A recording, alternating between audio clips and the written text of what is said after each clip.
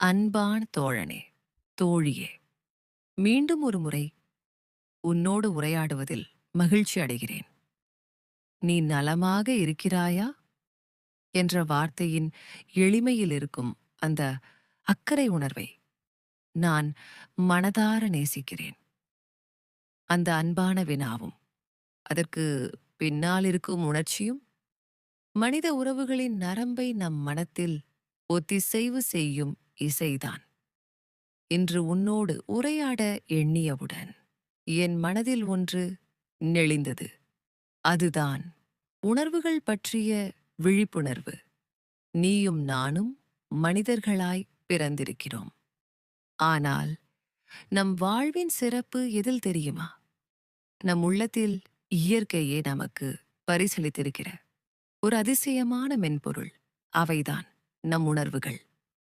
காதல், அன்பு, மகிழ்ச்சி, கோபம், துக்கம், ஈர்ப்பு, ஏக்கம், கவலை, இவையெல்லாம் நம் உள்ளத்தில் பிறக்கும் நம் ஆளுமையின் துணைவிகள்.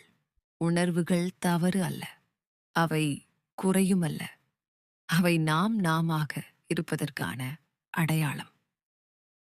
இச்சமயம் எனக்கு 2 ஆங்கில வார்த்தைகள் நினைவில் வருகின்றன: கண்ட்ரோல் மற்றும் மேனேஜ்.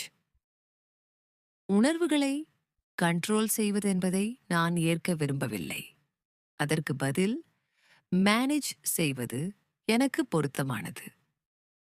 நான் உணர்வை அடக்குவதில்லை, அதனை முகாமை செய்கிறேன். கட்டுப்பாடு, கண்ட்ரோல் என்பது வலுக்கட்டாயமாக என்னை அழுத்தச் செய்யும் ஒரு வலியை ஏற்படுத்தும் செயலாக உணர்கிறேன். ஆனால் முகாமை, மேனேஜ் என்பது அந்த உணர்வுகளை அழுத்தாமல் அழகாக நெறிப்படுத்தும் கலையாகவே பார்க்கிறேன்.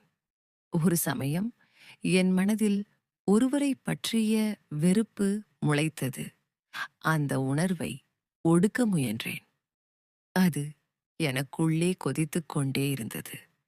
அப்பொழுது நான் என் கோபத்தை ஒரு மாறுபட்ட விதத்தில் முகாமை செய்ய முடிவு செய்தேன். அதாவது கண்ட்ரோல் பண்ணிக் கொண்டிருந்த என்னுடைய உணர்வை கன்வெர்ட் செய்து பார்க்க முயற்சித்தேன். வெளியே சென்று என் கைகளால் மண்ணைத் தொட்டு பூந்தொட்டியில் நிரப்பி பூமரம் நாட்டினேன். என் கோபம் என் கை மூலம் மண்ணுக்குள் உரமாக சென்று அது ஒரு அழகான செடியாக மாறும் என நம்பினேன். நான்